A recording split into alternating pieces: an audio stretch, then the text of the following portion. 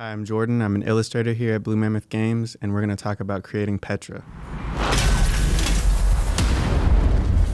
So the initial inspiration, the prompt behind Petra was just that we wanted an intense rage fighter, like inspired by anime. And the initial seed of the idea was that we're going to have this person that was corrupted by the Dark Heart, which is a staple in Brawlhalla.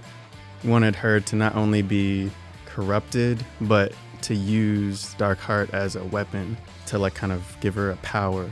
So yeah, I mean, initially in the kind of blue sky phase where we're just trying a bunch of different ideas. We've got gorillas, we've got alien concepts, we've got urban, almost skater concepts, a bunch of anime tropes. And it's kind of just whatever the team gets excited about, honestly. It's a balance between what the team gets excited about and what the art team feels will drive home the archetype. It's kind of a challenge of figuring out what is going to get people excited and what is going to really drive home this character. So it's a lot of back and forth between getting feedback and taking that and then trying to process it and figure out where the design is falling short and where we can strengthen it.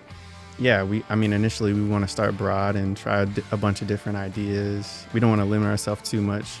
But as, through the feedback process, we were able to, narrow down the ones that kind of are missing the mark and really zero in on the design that's really the most effective and the most fun. In the beginning, we were kind of foggy on exactly who this person was. Was she a villain, or is she a good person who got corrupted? Or we were trying to narrow it down. We did a lot of different ideas for her lore, whether she was from Terminus or, was she a escaped prisoner? So we explored a lot of different ideas and we kind of started narrowing it down to her being from Terminus, her being a bad guy, her just wielding the Dark Heart as a part of who she is. So we went through a lot of different styles, whether it was urban or more of a supervillain type character. Color-wise, I think initially we went with the prison motif and we had a lot of orange in there, but I think we kind of got away from that. But we ended up going with pink and black, and I think it actually turned out really dope. The bright pink is kind of a staple with the Dark Heart. We were trying to figure out how to showcase her being corrupted, and we came up with a really cool idea of her having one of her arms being infected by this Dark Heart shard. So we designed it to be around her forearm and to go the corruption to go from her hand to her forearm all the way up her arm.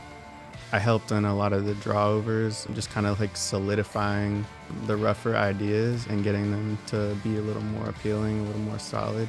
I think I had a pretty good impact on how the final, the corrupted forearm looked. I think that kind of came across in the final.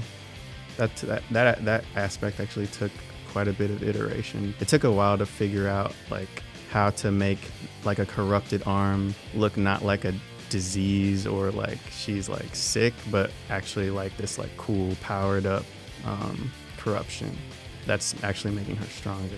So one of the challenges with the asymmetrical arm is that this is the first legend that we did with the asymmetrical arm, and so really we wanted to use that new tech. We wanted to make it worth using because it is a little more expensive as far as taxing on the system, so we wanted to make sure it was cool enough to actually make it in. And so yeah, we went through a lot of different ideas. It was a challenge, but thankfully we had some good art direction. One of the challenges was making the arm seem like a powered up arm versus a injured arm. Initially we had a lot of concepts with bandages or trying to cover up the corruption, where I think it made the Petra's arm seem like she was hiding this corruption, or she was hurt, and that kind of took away from her powerful feel. So we eventually settled on it not being bandaged up. The stats usually come into play after the design's finished. I think we have an idea of how we want the legend to play, but usually that takes on a life of its own after the design is done.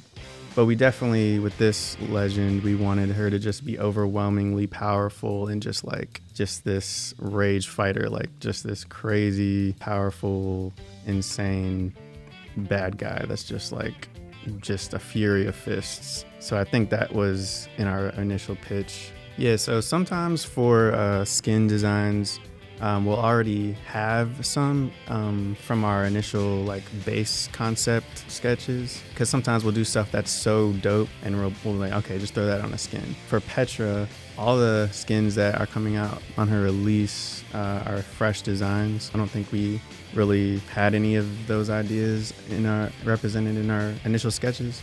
A little bit of the Darkheart one, because we did have some sketches of her where we had that kind of purple and pink and gold motif. But yeah, the Wildheart one and the Darkheart one are pretty unique. So yeah, I think Petra came out really dope. I think even just lined up against all that rest of the legends, she definitely stands out. She's very unique. Even her lock-in animation, if you cycle through the rest of the legends and then you hit her, she just has this intense energy that I think is really exciting. She's exactly, if you're looking for a rage fighter, I think she's exactly the legend that you want to play with. I'm Jordan, and this has been a look at the creation process behind Petra.